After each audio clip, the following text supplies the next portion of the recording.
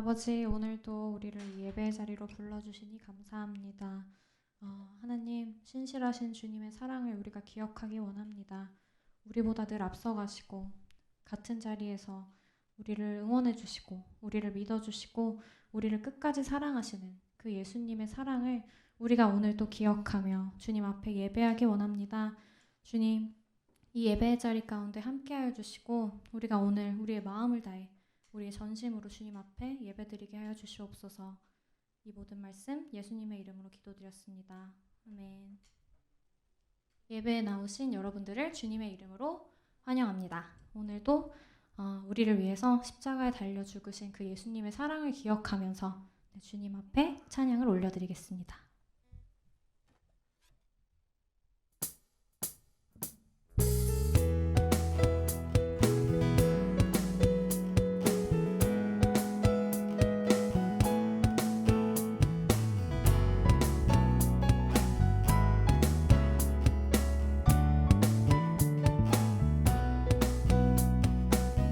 주의 약속하신 주의 약속하신 말씀 위에서 영원토록 주를 찬송하리라. 소리 높여 주께 영광 돌리며 약속 믿고 굳게 서리라. 주의 약속하신 말씀 위에서 세상 염려 내게 염습할 때에 말씀으로 힘써 싸워 이기며 약속 믿고 굳게 서리라. 성령의 검을 들고 구원의 투구를 쓰고 믿음의 방패와 진리의 띠로 말씀 위에 굳게 서리라. 성령의 검을 들고 구원의 투구를 쓰고 곧 하나님의 말씀을 가지라.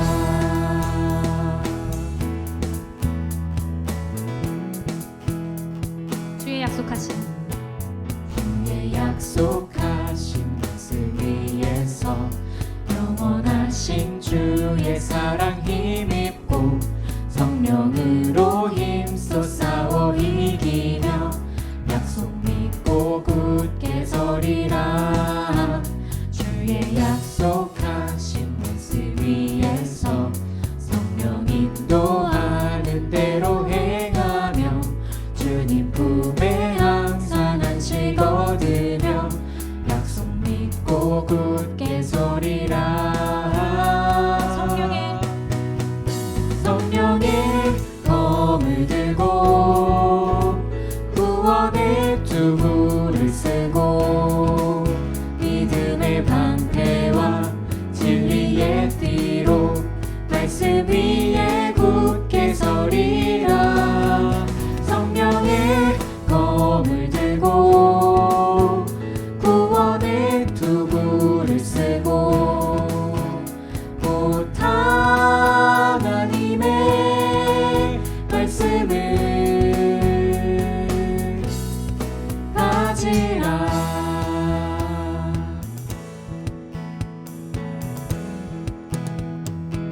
굳게 서리 굳게 서리 굳게 서리 굳게 서리 그 말씀 위에 굳게 서리라. 굳게 서리 굳게 서리 굳게 서리 그 말씀 위에 굳게 서리라. 성령의 검을 들고 구원의 투구를 쓰고 믿음의 방패와 진리의 띠로 말씀 위에 굳게 서리라.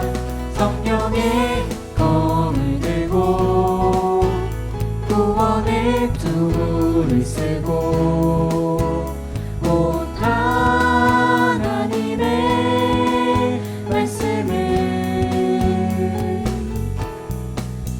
성령의 검을 들고 구원의 두부를 쓰고 믿음의 방패와 진리의 띠로 말씀 위에 굳게 서리라.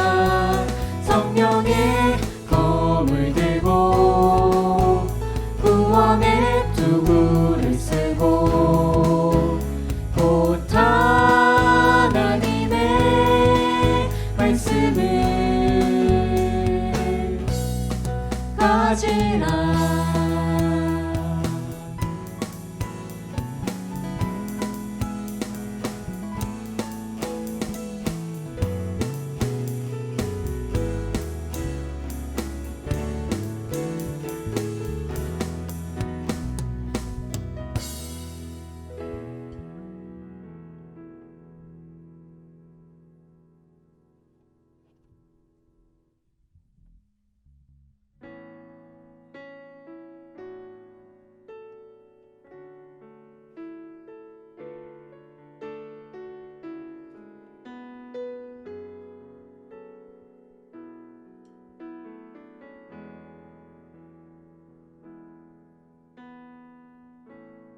안개가 날 가리워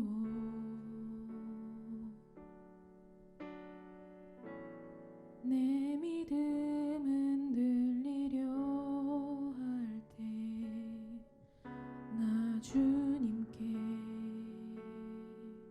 나아가네.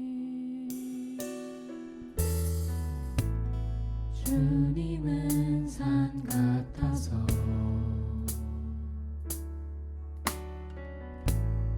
여전히 그 자리에 계셔. 눈을 들면 보이리라 날 위한 그 사랑. 주는 나의 도움이시며 주의 계획 영원하시네. 주의 위엄 앞에 믿음으로 순종해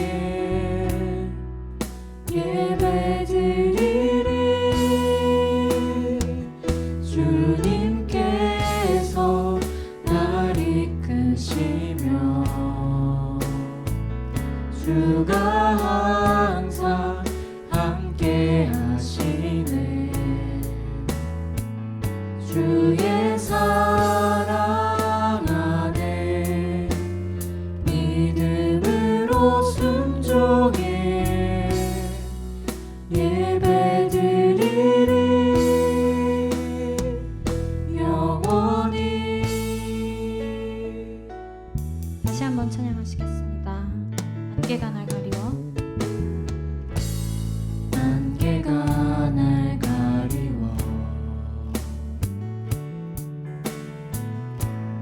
내 믿음은 들리려 할 때 나 주님께 나아가네. 주님은 산 같아서 주님은 산 같아서 여전히 그 자리에 계셔. 눈을 들면 보이리라 날 위한 그 사랑. 주는 나의 도움이시며 주는 나의 도움이시며 주의 계획 영원하시네. 주의 위엄 앞에 믿음으로 순종해 예배드리리. 주님께서 날 이끄시며 주님께서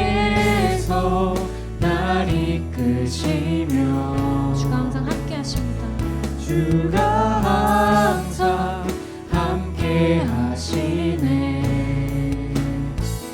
주의 사랑 안에 믿음으로 순종해 예배드리리. 주는 나의 도움이시며 주의 계획 영원하시네. 주의 위엄 앞에 믿음으로 순종해 예배드리리. 주님께서 날 이끄시며 주가 항상 함께 하시네. 주의 사랑 안에 믿음으로 순종해 예배드리리. 영원히.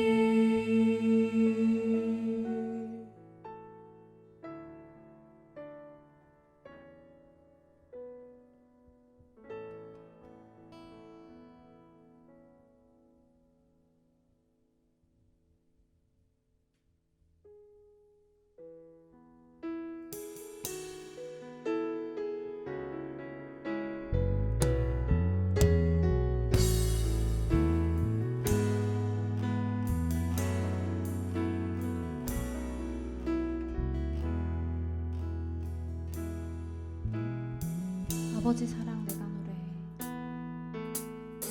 아버지 사랑 내가 노래해. 아버지 은혜 내가 노래해. 그 사랑 변함없으신 거짓 없으신 성실하신 그 사랑. 상한 갈대 꺾지 않으시는 꺼져가는 등불 끄지 않는 그 사랑 변함없으신 거짓 없으신 성실하신 그 사랑. 사랑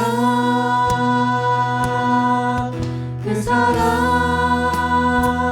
날 위해 죽으신 날 위해 다시 사신 예수 그리스도. 다시 오실 그 사랑. 죽음도 생명도 천사도 하늘의 어떤 권세도 끊을 수 없는 영원한 그 사랑 예수. 다시 한번 찬양하시겠습니다. 아버지 사랑 내가 노래. 아버지 사랑 내가 노래. 아버지 은혜 내가 노래. 아버지 은혜 내가 노래.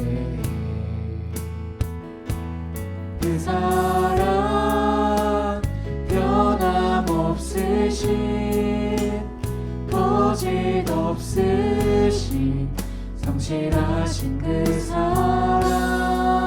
상한 갈대 꺾지 않으시는 상한 갈대 꺾지 않으시는 꺼져가는 등불 끄지 않는 그 사랑 변함없으신 거짓 없으신 성실하신 그 사랑. 사랑 그 사랑 날 위해 죽으신 날 위해 다시 사신 예수 그리스도 다시 오실 그 사랑 죽음도 생명도 천사도 하늘의 어떤 권세도 끊을 수 없는 영원한 그 사랑 예수 그 사랑 그 사랑 날 위해 죽으신 날 위해 다시 사신 예수 그리스도 다시 오실 그 사랑 죽음도 생명도 천사도 하늘의 어떤 권세도 끊을 수 없는 영원한 그 사랑 예수 그 사랑 날 위해 죽으신 날 위해 다시 사신 예수 그리스도 다시 오실 그 사랑 죽음도 생명도 천사도 하늘의 어떤 권세도 끊을 수 없는 영원한 그 사랑 예수 영원한 그 사랑 예수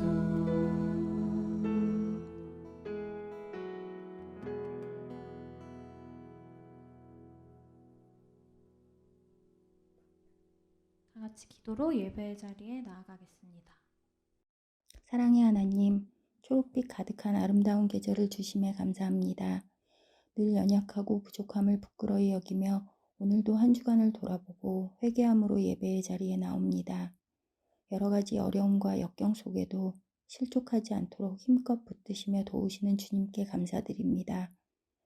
우리가 제각기 마음속의 길을 계획하여도 늘 우리의 길을 함께 걸으시며 인도하시는 분은 오직 하나님이심을 고백하며 찬양합니다. 코비드로 인한 팬데믹 상황의 고충들도 면밀하신 주님 계획 안에서 하나하나 고쳐지고 정돈되어져 가길 기도합니다. 학생들이 학기말 시험과 졸업, 진학, 취업 등으로 분주한 시기입니다.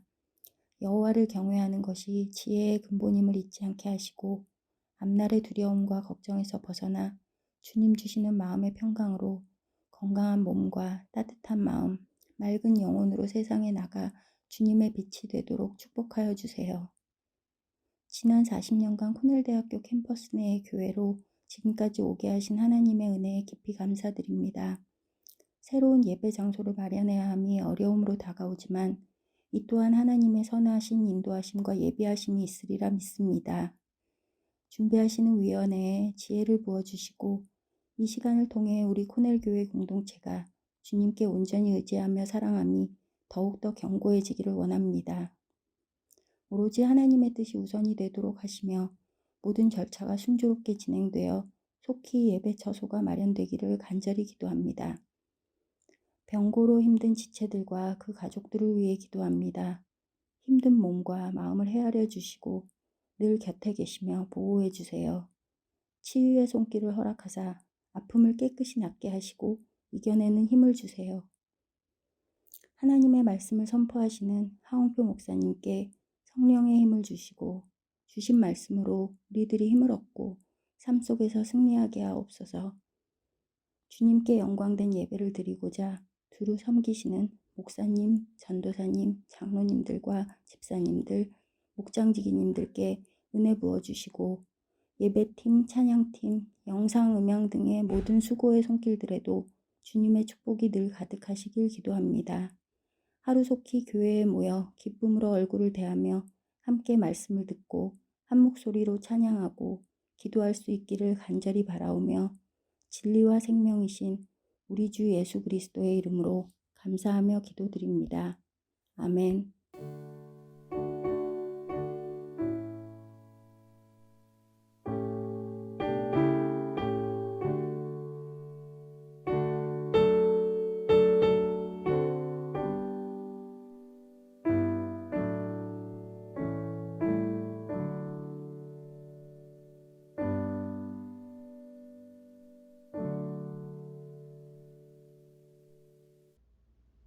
교회 소식입니다.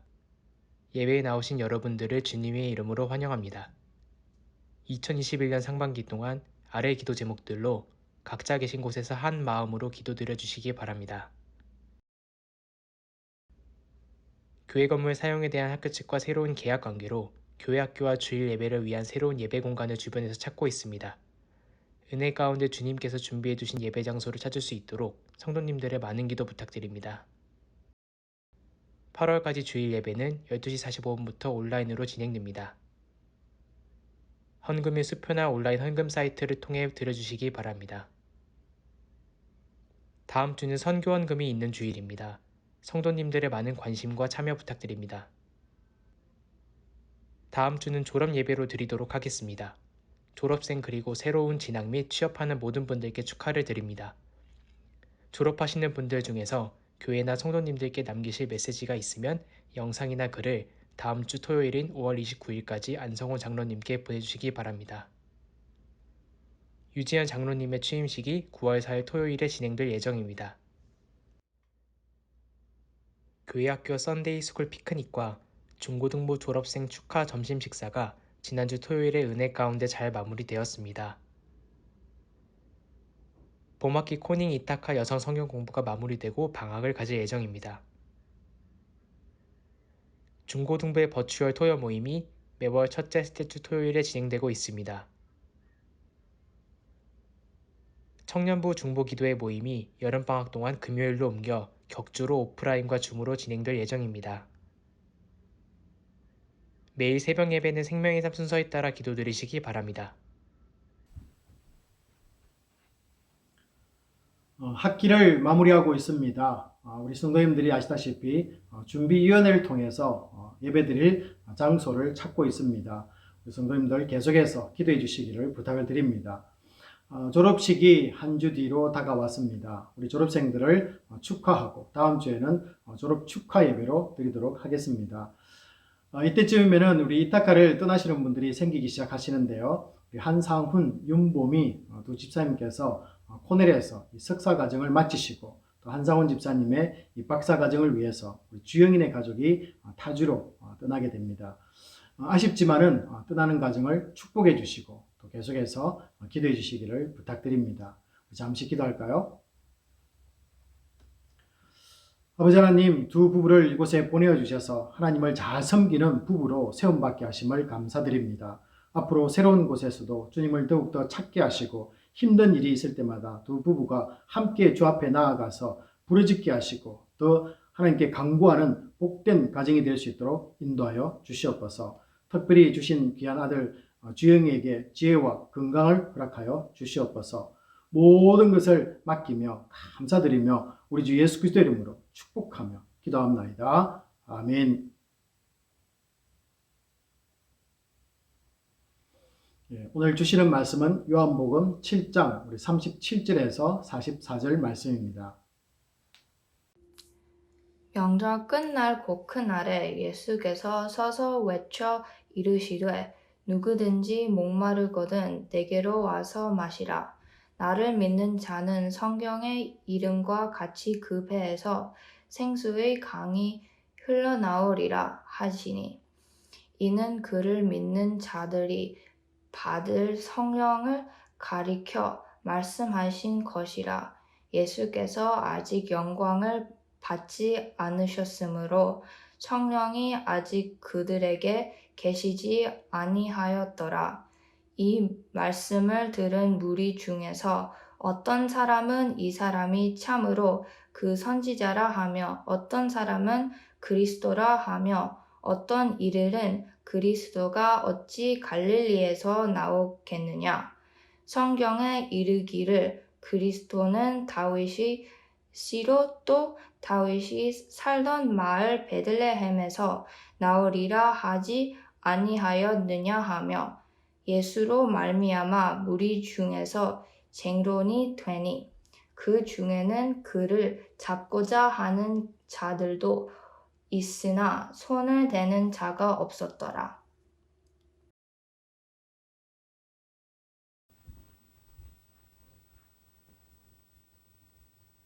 5월은 이 가정의 달이기도 하지만 녹색의 계절이기도 합니다. 많이들 요즘 산책을 하실 텐데요. 숲속으로 들어가면은 나무 잎사귀들이 녹색으로 변해 있습니다.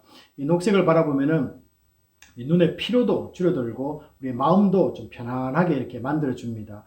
이 모든 것을 가능하게 만든 것은 이 봄비의 역할이 있었다라는 것을 우리는 알고 있습니다.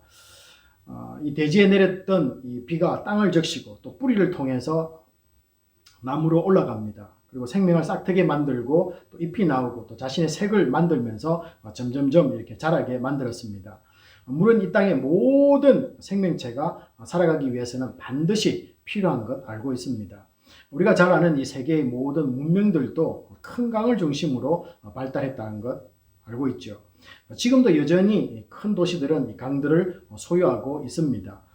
인류가 태어난 이 에덴 동산을 보아도요, 이 창세기 2장 10절에 보아도 강이 있었던 곳으로 소개가 되고 있습니다. 그만큼 이 물은 인간의 모든 삶과 또 생활에 있어서 소중했다는 것을 말하고 있는 것이죠. 자, 그런데 이 아이러니하게도 우리가 이야기하고 있는 이 성경의 주제가 되는 이 유대 땅은 물이 귀했다는 것입니다. 그래서 이들이 살아가는 방법은 비에 의존을 해야만 했습니다. 그래서 큰 웅덩이를 파서요, 그곳에 물을 저장해 두었다가 쓰곤 했습니다. 그리고 이 물이 이것도 부족하면은 이슬에 의존해야만 했습니다. 이 유대 땅은 특별히 예루살렘이라는 지역이 있는데요. 이 예루살렘은 해발 800m였기 때문에 물을 구하기가 좀 쉽지는 않았죠. 그렇지만은 이 동쪽을 향해서 흐르고 있는 이 기도로운 골짜기가 있었고 그 골짜기에 기혼 샘이 있었습니다. 그래서 그 샘으로부터 물이 나왔기 때문에 사람들이 이 성을 쌓고 살 수가 있었다라고 이렇게 전해지고 있습니다. 오늘 읽은 이 본문도 물 이야기를 하고 있습니다. 요한복음 7장 38절을 보면요, 그것도 이 생수의 강을 언급합니다. 이 말씀을 하고 있는 배경은 여전히 요한복음 7장 2절에서 언급된 유대인의 명절인 이 초막절입니다. 애굽에서 나와서 이 초막에 거하였던 이 조상들을 기념하기 위한 것이다 라고 이렇게 우리는 알고 있습니다. 자, 그런데 레위기 23장 이 40절에서 언급되는 이 초막절의 행사가 어떻게 진행되고 있는가는 다소 우리에게 좀 생소하기도 합니다. 이 초막절은요, 이 토탈 8일 동안 진행이 됩니다. 자, 그런데 7일 동안은요, 아침 일찍 동이 틀 때 이 제사장들은 실로암 목가로 내려가서 물을 떠와서 성전에 있는 이 제단 앞에 제단에다가 물을 붓는 것이 이 초막절의 큰 행사 중에 하나가 되었습니다. 이것은 이 장래에 비를 충족히 내려줄 것을 강구하는 예식이기도 했습니다. 또 광야 생활을 하는 동안에 이 조상들에게 물을 공급해 준 하나님께 감사를 드리며 동시에 이 물이 반석에서 흘러나온 것을 상징적으로 보여주는 그런 예식이기도 했습니다. 자, 이런 일정을 마친 이 초막절 마지막 날인 이 8일째는요, 물을 붓는 것을 하지 않습니다. 그리고는 단지 비를 달라고 기도하는 것으로 이렇게 초막절의 행사가 진행되었다라고 이렇게 알려지고 있습니다. 바로 그날이 요한복음 7장 37절의 명절 끝날 곧 큰 날에 해당되는 날이기도 합니다. 자, 매일 아침마다 이 붓던 물을 멈추는 날에 예수님은 뭔가 의도를 가지시고 누구든지 목마르거든 내게로 와서 마시라고 이렇게 외치십니다. 오늘 이 주님의 외치는 이 말씀을 한번 살펴보면요, 첫 번째는 누구든지라고 이렇게 말씀하고 있습니다. 이 초청하는 대상을 특정 짓고 있지 않다라는 것이죠. 자, 이것이 우리에게는 너무나 놀라운 은혜라는 것입니다.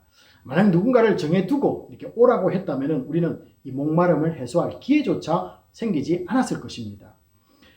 주님은 이 땅의 사람들의 피부색도 관여하지 않습니다. 그리고 갑과 을, 그리고 가난하고 부하고 학식이 있고 없고를 따지지 않습니다. 그냥 목마름이 있는 사람은 아무나 와서 마시고 또 갈증을 해소하려는 이 주님의 초청입니다.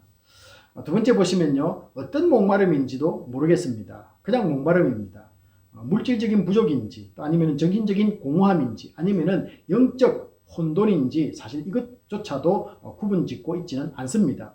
그래서 살아가면서 부딪히는 인생의 모든 문제라고 보아도 무관할 것 같습니다. 주님의 초대는 그래서 참으로 좋습니다. 누구든지 또 어떤 문제이든지 가지고 올 수 있는 자격이 우리에게 주어지기 때문에 그렇습니다. 자, 그리고 내게로 오라라는 이 세 번째 말씀을 보시면요, 이 확신을 우리에게 들려주고 계십니다. 사람들은 이 문제를 풀어줄 능력 있는 사람을 찾아갑니다. 자, 그런데 막상 찾아갔는데 이 사람이 내 문제조차도 이해하지 못하고 또 능력을 풀어줄 이 능력을 가지고 있지 못하다면 어떻게 되겠습니까? 그냥 실망하고 돌아와야만 할 것입니다. 자, 그러나 주님은 어떤 문제이든지 해답을 내가 갖고 있으니 무조건 나에게로 오라라는 이 확신을 우리에게 말씀하고 계십니다. 주님이 서서 외치는 것은 사실 우리가 구약에 나타나는 에스겔 47장 1절에서 12절에서 예언된 말씀이 성취되는 것입니다. 예루살렘 성전에서 흘러나온 물이 이스라엘뿐만 아니라 각지의 생물은 물론 사람들도 다시 소생할 것이라는 이 생명 회복의 약속의 말씀이 에스겔에서 있었습니다. 그런데 지금 주님이 지금 서서 외치는 이 말씀 속에는요, 주님을 어떤 분으로 나타나고 있습니까? 첫째 보시면은 예수님 자신이 눈에 보이는 옛 성전을 대체하는 새 성전임을 지금 선포를 하고 있습니다. 그래서 옛 성전에서 물이 나와서 사람들을 살렸는데요, 이제는 어떻습니까? 예수 그리스도에서부터 나오는 그 물이 사람들을 살린다는 겁니다. 그래서 생수의 강이 흐른다는 것입니다. 또 유대인들의 이 초막절을 의식을 배경으로 하여서 이 자신이 광야에서 물을 낸 그 반석의 실체임을 이제는 확실하게 나타내고 계십니다. 그리고 목말라 하는 사람들의 갈증을 해결해 줄 수 있는 영적 생수 되심을 또한 알리고 있는 것이지요. 이 초막절 의식과 관련해서 이제는 생수되는 예수님의 자신에게로 나아오도록 초청하는 것은 매우 의도적으로 예수님께서 하신 일이다라고 이렇게 볼 수가 있습니다. 요한은 이 37절에서 내게로 와서 마시라고 말하면서 그 의미가 예수를 믿는 것임을 알 수 있도록 38절에서 바로 어떤 말씀이 나옵니까? 나를 믿는 자는으로 이렇게 연결시켜 주면서 성경을 읽는 사람들에게 쉽게 이해할 수 있도록 배려를 하고 있습니다. 우리는 예수를 믿는다는 이 말을 참으로 많이 하고 또 교회에서 듣고 있습니다. 자, 그런데 실제로 예수를 믿는다는 것이 무엇인지를 알고 있느냐라는 것입니다. 자, 이제 예수님의 외침을 들은 사람들의 이 반응을 통해서 믿는다는 것이 무엇인지를 그 의미를 이제 하나씩 살펴보고자 합니다. 요한복음 7장 40절 한번 보시면요, 이 사람들의 첫 번째 반응이 나타납니다. 이 사람들은 예수님을 신명기 18장 15절에서 예언된 선지자 중에 한 사람으로 받아들입니다. 그들은 이 주님을 단지 이적을 행하는 능력이 있는 선지자로 말하고 있습니다. 그래서 이들이 예수님을 믿는다라고 말하는 이유는요, 그분의 능력에 꽂혔다는 것입니다. 능력을 행하니까 그가 사람이든 선지자든 하나님의 아들이든 아무 상관이 없는 거죠. 그냥 능력만 있으면 된다는 것입니다. 자, 여러분, 그럴듯해 보이지만은 어떻습니까? 예수를 믿는 것은 아니라는 것이죠. 자, 이런 태도는 언제든지 신기한 능력을 가진 사람이 주변에 나타나면은 자신의 필요 때문에 예수를 버릴 수 있기 때문에 그렇습니다. 어떻게 이런 사람들을 예수를 믿는다라고 말할 수 있겠습니까? 자, 그러므로 첫 번째, 예수를 믿는다는 것은 내가 믿고 따르는 신앙의 대상을 절대로 버리지 않고 그 믿는 대상을 만날 때까지 간직하는 소중한 확신입니다. 단지 능력을 가졌다고 해서 이 메시아라고 부를 수는 없습니다. 어떻습니까? 메시아는 하나님이시고 하나님의 아들이시고 하늘로부터 와야만 된다는 것이죠. 자, 여기서 사람들은 사람이 갖지 못하는 능력을 갖고 있는 것이 신의 아들임을 증명하는 것이 아니냐라고 이렇게 반문할 수도 있습니다. 자, 그런데요, 요한은 요한계시록 13장 2절에서 이런 말씀을 해주고 있습니다. 용이 자기의 능력과 보좌와 큰 권세를 그에게 준다라고 이렇게 기록합니다. 이 그는 우리 장차 나타날 말세 때 나타날 첫 번째 짐승을 해당되는 겁니다. 이 사탄이 그 짐승에게 능력을 주었다는 것입니다. 여러분, 짐승이 능력을 가졌습니다. 자, 그러면 그 짐승은 우리가 메시아라고 부를 수 있을까요? 단지 능력을 가졌다고 해서 우리가 메시아라고 부를 수 있느냐라는 것입니다. 자, 이 용의 정체는 계시록 12장 9절에 의하면요, 옛뱀 곧 마귀라고 하고 사탄이라고 하며 온 천하를 꿰는 자라고 분명하게 말씀하고 있습니다. 그래서 용이 사탄이 짐승에게 능력을 주었다는 것입니다. 메시아는 어떤 분이십니까? 하나님 그분 자체이시면서 하늘로부터 내려오신 하나님의 아들이시기에 그분이 능력을 가지신다라는 겁니다. 그래서 이것과 저것이 예수님과 전혀 관련되지 않는 것이죠. 요한계시록 23장 13절에서는요. 심지어 이 장차 나타날 또 다른 짐승, 이 두 번째 짐승을 말하는데요. 이 짐승에게 사탄은 어떤 능력을 주냐면요. 큰 이적을 행하되 심지어 사람들 앞에서 불이 하늘로부터 땅에 내려오게 하는 능력도 가지게 된다. 이렇게 말하고 있습니다. 사탄은 말세에 어떤 특정 사람들에게 능력을 행하게 만든다는 것을 보여주고 있습니다. 그렇지만은 이 모든 것도 하나님의 주권하에 있다는 것을 여러분들이 꼭 잊지 말기 바랍니다. 그리고 또 한 가지 또 기억해 두셔야 될 것은요. 악은 언젠가는 자기의 본색을 드러낸다라는 것입니다. 자기의 정체를 드러낸다는 것이죠. 요한계시록 13장 24절을 보시면요. 이 짐승은 능력으로 이적을 행하여 땅에 거하는 사람들을 미혹한다라고 이렇게 되어 있습니다. 그리고는 우상을 만들어서 하나님께로 멀어지게 한다. 그리고 이게 어떻게 메시아라고 할 수 있겠습니까? 하늘로부터 하나님의 능력을 받아왔다면은 하나님을 섬기는데 힘을 써야 되지 않겠습니까? 근데 이 사탄은요, 자기를 따르는 추종자에게 능력을 주면서 어떻게 했습니까? 하나님께로부터 멀어지도록 우상을 만들어서 그 우상에게 절하고 우상을 섬기도록 만든다는 것입니다. 그러므로 이것을 어떻게 우리가 예수를 믿는다라고 이렇게 말할 수가 있겠습니까? 하나님이 아닌 다른 존재를 마음으로 인정하고 섬기는 행위는 예수를 믿는 것이 아닙니다. 성경은 말세에 이런 능력을 가진 짐승에 미혹되는 사람이 많을 것이다 라고까지 우리에게 알려주고 있습니다. 믿는 자가 앞으로 우리가 살아가면서 경계해야 될 것입니다.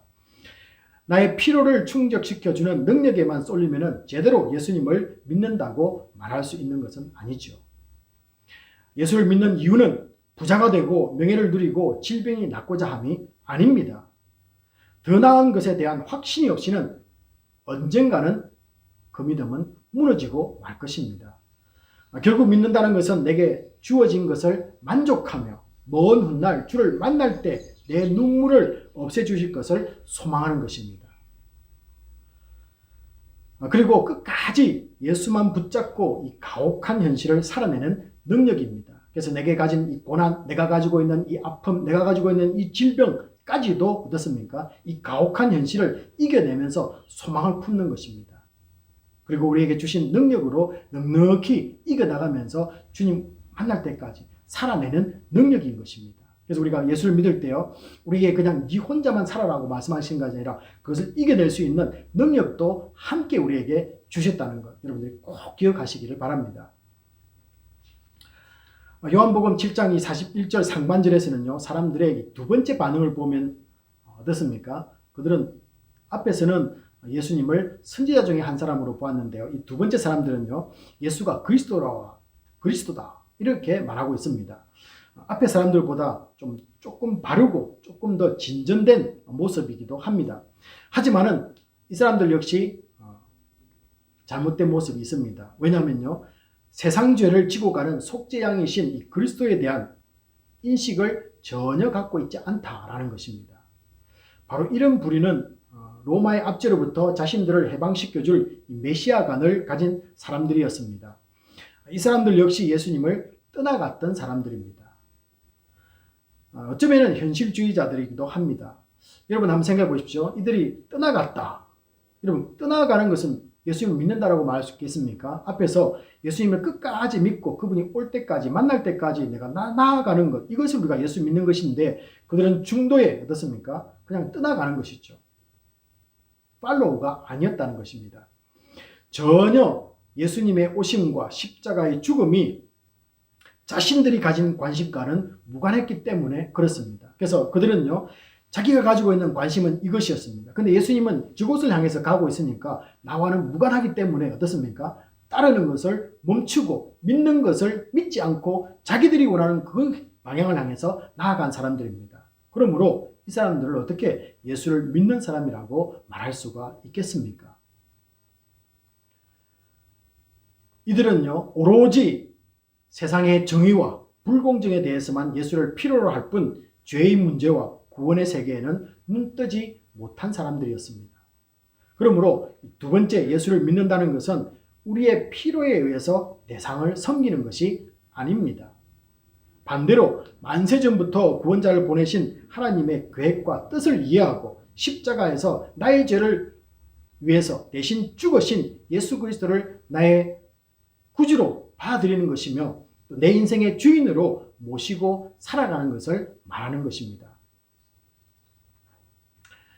자, 또 다른 이 세 번째 사람들의 반응은요. 요한복음 7장 41절 하반절을 보시면은 예수님이 이 갈릴리 출신이라는 이유 때문에 그리스도라고 이렇게 받아들이는 것을 거부하는 사람들이 있었습니다. 예수님이 베들레헴에 태어났음에도 불구하고 이 갈릴리에서 자라고 또 활동하고 특별히 예수님의 이 말투가 갈릴리 방언을 사용했기에 예수님을 이 갈릴리 사람으로만 생각하고 있었던 것입니다. 자, 이것은 무지에서 나오는 것입니다. 자, 그렇지만은 모르지는 않았을 것이다 라는 것입니다.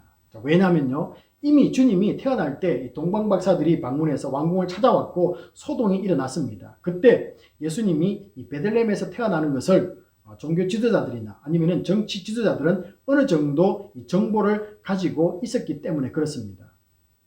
자, 그러므로 이들은 자신들의 기득권을 유지하기 위해서 예수를 따르지 못하게 사람들을 선동까지 하고 있습니다.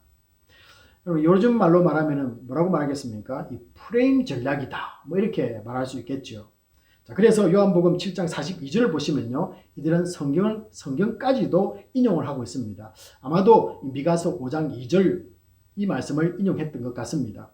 자, 그러면서 분명히 성경에 이르기를 다윗의 시로 다윗이 살던 이 베들레헴에서 태어날 것을 그들은 강조를 했을 것입니다. 이 프레임을 만들어 전략을 구사하는 사람들의 이 정체는요. 요한복음 7장 44절에 의하면 예수를 잡고자 하는 사람들이었습니다. 여러분, 이 잡고자 하는 것은 예수를 죽이기 위해서 잡는 것입니다. 자, 한번 생각해 보십시오. 예수를 믿는 사람들은 예수님을 따르는 사람들인데 어떻게 그분을 잡아서 죽이려고 하는 것입니까? 이들을 어떻게 예수를 믿는다라고 말할 수 있겠습니까? 자, 그리고 이들은 요한복음 7장 45절에서는요, 바로 이 대제사장들과 바리새인들이었음을 요한은 고발하고 있습니다. 이들이 만든 이 프레임에 빠진 사람들의 이 특징을 요한복음 7장 43절은 뭐라고 말하고 있습니까? 논쟁하는 것이다 라고 이렇게 말해주고 있습니다. 자, 그러므로 이 세 번째는요, 믿는다는 것은 논쟁하는 것이 아닙니다. 예수를 믿는다는 것은 복음을 듣고 믿느냐 안 믿느냐의 이 선택입니다. 하나님을 알고 깨닫게 하기 위해서 하나님은요, 충분한 시간과 또 자연과 인간의 우리의 양심을 통해서 또는 하나님의 종들인 이 선지자를 통해서 들려주고 알게 하셨습니다. 그리고 하나님의 아들이 직접 이 땅에 인간이 되어서 실제로 나타나 보여주기까지 하셨습니다. 언제든지 구원에 이르는 길을 발견하고 깨닫고 믿도록 하기 위해서 성경을 우리들에게 주셨습니다. 그리고 교회를 통해서 수많은 설교자와 또 그리고 전도자와 이 증인들이 나오게 만드셨습니다. 믿지 못하겠다는 변명을 못하게 만드는 것이죠. 믿기를 거부하려는 이 사람들의 논쟁보다 예수를 알기 원하는 이 질문이 우리들 가운데 더 많이 있기를 바랍니다. 본문에서 보여주는 이 네 번째 반응의 주인공들은요, 요한복음 7장 50절에 등장하는 이 니고데모입니다. 니고데모는 요한복음을 읽으면서 상당히 우리가 묵상해야 되는 그런 인물이기도 한데요. 오늘 한번 보도록 하겠습니다. 이 바리새인들이 보낸 사람들이 예수를 잡지 못하고 그냥 돌아옵니다. 이때 그들은 이 공형 가운데 믿는 자들이 있다면은 저주받은 자들이다라고 이렇게 말하면서 저주를 쏟아내고 있습니다. 자, 이때 니고데모가 그들 가운데서 뭐라고 말합니까? 고소된 사람에게 자기 변호의 기회를 주지 않고 판단할 수 있느냐라고 이렇게 그들의 법의 부당성을 지적하고 있습니다. 약간 예수를 어떻습니까? 변호하는 것처럼 들리긴 하지만은 그의 말 속에는 어떻습니까? 분명한 신앙 고백은 들려지고 있지 않다라는 것입니다. 그래서 이 니고데모는요, 3장에 나타났던 이 니고데모는 또 한 번 더 나타나게 되는데요. 지금까지는 우리가 볼 때 어떻습니까? 상당히 애매한 사람이다. 이렇게 볼 수밖에 없습니다. 그런데 이 니고데모의 모습, 지금까지 나타난 이 니고데모의 모습은 어떻습니까? 굉장히 조심스럽고 냉철하게 생각합니다. 그리고 율법을 근거로 해서 이 합리적인 이 법 절차를 현장에서 이끌어내는 사람입니다. 그래서 우리가 이런 일을 절차를 행할 때 이 법에서 뭔가 어긋났다라는 것을 지적해내는 것이죠. 요한은 이런 니고데모의 모습을 요한복음 7장 50절 상반절에서 뭐라고 말하는지 우리가 한번 자세히 보셔야 됩니다. 이 7장 50절 상반절을 보시면요. 제자들 중에 하나가 아닌 그 중에 한 사람. 뭐라고요? 그 중에 한 사람, 즉 바리새인 중에서 한 사람이라고 부르고 있습니다. 요한은 그렇게 이해했다는 거죠. 자, 물론 니고데모가 믿는지 안 믿는지 여부는 하나님만 판단하시겠지만은 우리로서는 지금까지 니고데모는 좀 애매하게 이렇게 보여지고 있습니다. 자, 그렇다면은 예수를 믿는다는 것을 니고데모를 통해서 우리가 발견할 수가 있습니다. 예수를 믿는다는 것은 무엇입니까? 어떤 것입니까? 자, 네 번째로요. 예수를 믿는다는 것은 내가 마음으로 믿고 있는 것을 입술로 명백하게 사람들 앞에서 증거하는 삶입니다. 그래서 교회는 이 세례자들이나 또 입교자들에게 이 자신의 고백을 성도들 앞에서 반드시 나누게 하는 이유 중에 하나라는 것입니다. 그래서 우리 아이들 그죠? 입교하거나 또 아니면은 우리 성도님들이 자신의 고백들을 세례받는 그날에 어떻습니까? 우리 성도님들과 나누게 하는 이유이기도 합니다. 요한은 7장 38절에서 예수를 믿는 사람들에게 특이한 현상이 나타난다고 이렇게 말하고 있습니다. 그 사람의 배에서 이 생수의 강이 흘러난다라는 것입니다.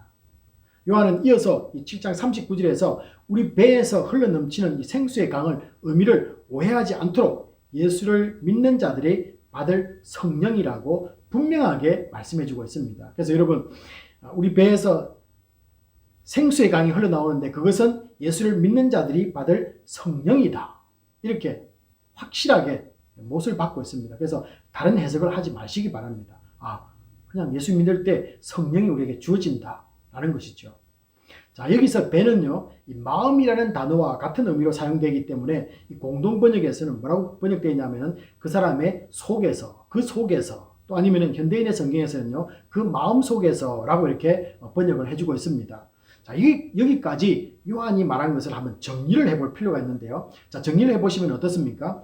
예수를 믿을 때 믿는 그 사람의 심령 깊은 곳에서 역사하는 성령을 빼고서는 예수를 믿는다는 것을 상상조차 못하는 것임을 명백하게 말하고 있습니다. 그래서 예수를 믿을 때는 뭐라고요? 성령을 빼고서는 예수 믿는다는 것을 말할 수 없다는 것입니다. 그래서 예수 믿는 것은 성령 받는다. 이 꼴과 같은 의미다. 이렇게 생각하시면 되겠습니다. 자, 그러므로 이 다섯 번째 예수를 믿는 것은 모든 믿는 사람에게 임하는 성령의 내재를 의미합니다. 성령이 내 속에 계신다는 것입니다. 내 심령 속에서 성령의 역사가 있다는 뜻이기도 합니다. 예수를 믿기 전에는 이런 성령의 역사가 전혀 없었습니다. 그런데 믿고 난 뒤부터 어떤 변화가 나타납니까? 내 입술에서 아버지 하나님을 아버지라고 부릅니다. 그리고 회개가 날마다 일어납니다. 그리고 감사가 터져 나오기 시작합니다. 그리고 예배의 자리로 나아가는 모습이 나에게서 나타난다는 것이죠. 또한 예수 믿기 전에는 전혀 알지 못했던 이 기쁨과 만족이 내 삶 속에서 나타나는 것입니다. 예수를 알기 전과 후의 삶이 너무나 차이가 나서 이 변화된 삶을 사람들에게 간증을 합니다. 여러분들도 이런 경험이 있을 줄로 믿습니다. 자, 그런데 요한은 여기에서 만족하지 않고 우리에게 한 가지 더 믿는 것이 무엇인지를 말해주고 싶어 합니다. 자, 이 요한의 노력이 있는데요. 이 내 심령 가운데서 이 생수의 강이 계속적으로 흘러나오느냐라는 것입니다. 요한은요, 이 계속적으로 흘러나오느냐, 생수의 강이 계속적으로 흐르느냐라는 이 말씀을 우리에게 강조하고 있는 것이죠. 자, 계속적인 성령의 역사를 신앙생활 속에서 이어가느냐라는 질문을 우리에게 던지고 있는 것입니다.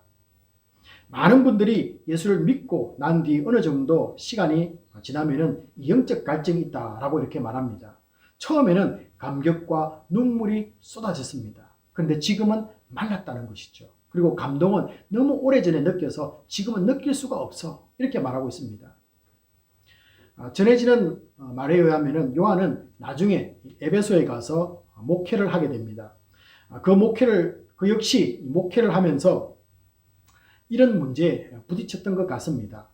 믿는 자에게 이 생수의 강이 흐를 것이라는 이 주님의 약속과 또 성도들의 실제 삶에서는 성령의 역사를 누리지 못하는 문제를 사람들로부터 듣게 되었을 것입니다. 성도들이 와서 아니 생수의 강이 성령의 역사가 내게 나타난다는데 이제는 더 이상 나타나고 있지 않습니다. 라는 것을 상담을 했겠죠. 자, 그리고 이 괴리를 놓고 목회자인 요한은 상당히 고민을 했을 것입니다. 요한복음 7장 37절과 38절은 그 답을 제시를 하고 있습니다. 마셔라 그리고 믿는다 이 두 동사를 한번 바라보시기 바랍니다. 마시는 것은 앞에서 제가 뭐라고 말씀드렸습니까? 마시는 것은 믿는 것이다 라고 이렇게 말씀을 이미 드렸습니다. 그런데 이 두 동사가 전부 현재형으로 사용되고 있다라는 것입니다. 한 번으로 마치는 것이 아니라 계속 일어나는 것을 이 현재형을 써서 우리에게 의미를 전달해 주고 있는 것입니다. 자, 이것은 내가 믿는 것을 한 번으로 만족하지 않고 지속적으로 믿는 것을 뜻합니다. 그래서 한 번 믿었던 것이 아니라 지금도 나는 그것을 계속 믿고 있어. 그리고 내 입술에서 고백이 나오고 있어. 이것을 말하는 것이죠. 처음 내 입에서 나왔던 이 믿음의 고백이 어제도 오늘도 그리고 내일도 이어진다라는 그런 뜻입니다. 자, 이것이 없이는 생수의 강이 내게서 계속 흐르는 것을 체험하지 못하게 될 것입니다. 그러므로 여섯 번째 마지막으로요, 예수를 믿는다는 것은 처음 믿을 때 했던 이 이례적인 신앙 고백을 붙잡고 살아가는 것이 아니라 지속적으로 믿는 상태를 유지하는 것을 말씀하고 있습니다. 여러분, 그렇게 하기 위해서 어떻게 해야 되겠습니까? 내가 처음으로 고백했던 그 믿음을 그때 했다면 오늘도 그 고백을 해야 되고요. 그리고 내일도 여전히 할 것이고 주님을 만날 그때까지 나는 지속적으로 할 것이다. 나타날 것이다. 이것을 예수를 믿는다는 의미입니다. 자, 그렇다면 그렇게 하기 위해서 우리는 어떻게 해야 되겠습니까? 처음으로 믿음과 감격과 사랑으로 드렸던 그때의 고백을 매일 드리는 삶이 필요하다라는 것입니다. 그래서 여러분 매일매일 이 고백을 하라는 것입니다.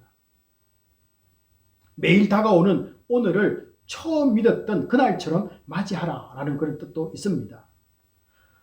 여러분 저도 사람이기에 감정의 굴곡도 있습니다. 그리고 시험에 들기도 하고요. 또 성령의 역사를 느끼지 못할 때도 간혹 있습니다. 자, 이때 믿는 성도가 해야 할 일이 무엇인지를 알고 있어야만 합니다. 그래야만 잠깐 끊어지는 것은 괜찮습니다. 그런데 앞에서 어떻습니까? 따르던 사람들이 다른 곳을 향해 가거나 아니면 어떻습니까? 너무 오랫동안 이것이 끊어져 있는 상태는 안 되는 것이죠. 그래서 우리가 성도들이 그런 현상이 나타날 때 내가 즉각적으로 무엇을 해야 되는 것을 알고 있어야만 된다라는 것입니다. 여러분 당연히 필요한 것이 무엇이겠습니까? 회개가 있어야만 합니다. 말씀과 기도와 찬양으로 나아가야 됩니다. 여러분 안 했다면은 해야겠지만은 성도가 기본적으로 이런 것 안 하는 사람이 어디에 있겠습니까? 다들 하시고 계시잖아요. 그런데도 이런 일이 발생하지 않습니까? 자, 그렇다면은 하고 있는 것을 다시 한 번 더 점검하는 것이 굉장히 중요합니다. 내 일상에서 지금 하고 있는데 이런 현상이 일어났다면은 지금 하고 있는 이것을 다시 한번 들여다보는 것이죠.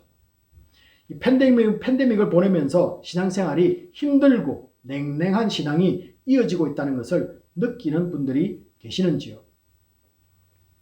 자, 그런 분들은요, 구원에 관한 것, 그리고 십자가의 사랑의 설교를 듣거나 또 아니면 성경 말씀 중에서 로마서나 요한복음을 읽기를 바랍니다. 그리고 한 일주일 정도 시간을 정해두고요, 읽은 말씀을 가지고 날마다 예수님의 사랑, 그리고 십자가의 사랑, 구원의 계획, 나를 사랑하심 이런 것들을 묵상하시기를 바랍니다. 그 다음으로 체크해야 할 가장 중요한 것이 있는데요. 그것은 무엇이냐면은 자신의 기도 내용이 바뀌는 것입니다.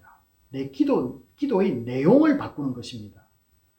자, 그래서 여러분의 이 기도를 한번 녹음해서 한번 들어보시기를 권고해 드립니다. 여러분의 기도가 어떻게 이루어지고 있는가를 본인이 한번 녹음을 해보시라는 것이죠.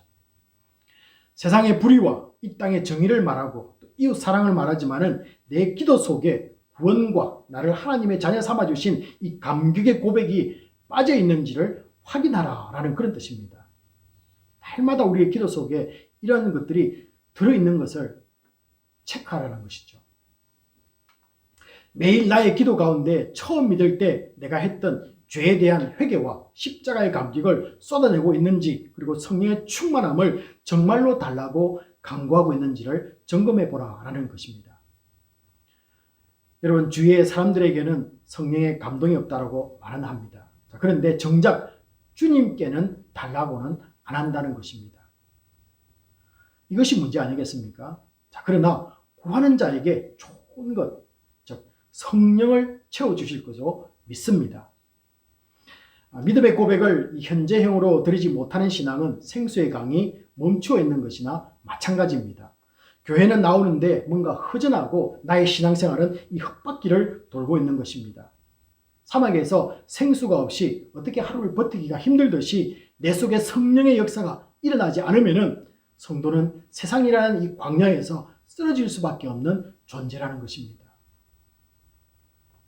내 모든 삶을 맡겼던 나의 첫 믿음과 나를 죄 가운데서 건져주셨던 이 구원의 감격의 고백을 날마다 다시 올려드리기를 바랍니다. 이제 팬데믹을 청산하고 일상으로 돌아가기를 바라는 모든 성도들에게 다시 생수의 강이 넘쳐나는 성령의 역사가 회복되기를 주님의 이름으로 축복합니다. 이 시간은 주신 말씀 붙잡고 함께 동성으로 기도하는 시간입니다. 믿는 모두에게 성령 허락하심을 감사하시고요. 내 삶에서 성령의 감동이 다시 강물처럼 흐르기를 원합니다. 라고 기도해 주시기 바랍니다. 같이 기도하겠습니다. 아버지 하나님, 우리에게 성령을 허락해 주셔서 하나님을 믿게 하시고 내 속에 성령이 계심으로 인해서 모든 능력을 행하는 믿음의 세우게 하시면 감사합니다. 생수의 강이 회복되어서 우리에게 아버지 하나님 일정이 회복되게 하시고 성령이 회복되게 하시고 예배가 회복되는 놀라운 은혜의 역사가 일어날 수 있도록 축복하여 주시옵소서. 아버지 하나님, 저희들에게 믿는 모든 자들에게 성령을 허락해 주심을 감사를 드립니다. 이 성령과 함께 우리 속에서 생수의 강이 날마다 흘러넘쳐서 아버지 하나님의 일을 이뤄낼 수 있도록 도와주시고, 아버지 어떠한 일에도 쓰러지지 않고 승리의 삶을 살아갈 수 있도록 도와주시며, 특별히 아버지 하나님 열정을 회복하는 믿음의 성도가 되기를 소원합니다. 예배가 살아나게 하여 주시옵소서. 친교가 살아나게 하여 주시옵소서. 성도 간에 아버지 하나님 사랑이 살아날 수 있도록 도와주시며, 무엇보다도 하나님을 섬기는 섬김이 회복될 수 있도록 우리를 축복하여 주시옵소서. 성령의 역사가 있는 교회가 되기를 소원합니다. 가정이 되기를 소원합니다. 개인이 되기를 소원하오니 주여 역사하여 주시옵소서. 모든 것을 감사드리며 우리 주 예수 그리스도의 이름으로 기도합나이다. 아멘. 있는 자리에서 모두 일어나 봉헌 기도와 축도로서 예배를 마치도록 하겠습니다. 매 순간마다 은혜를 허락해 주셔서 개인과 가정을 붙잡아 주시며 모두를 강건함으로 인도하여 주시니 감사와 찬양을 드립니다. 오늘도 예물을 드리는 손길들을 축복하여 주시기 원하며 하나님 나라가 이 땅에 세워지고 복음이 전파되는데 귀하게 사용되게 하여 주시옵소서. 지금은 우리 주 예수 그리스도의 은혜와 지극하신 하나님의 사랑하심과 성령님의 감동감화 위로하심이 우리 심령 가운데 성령의 역사가 흘러넘치기를 원하는 모든 성도들 위해 지금부터 영원까지 함께 있을지어다. 아멘.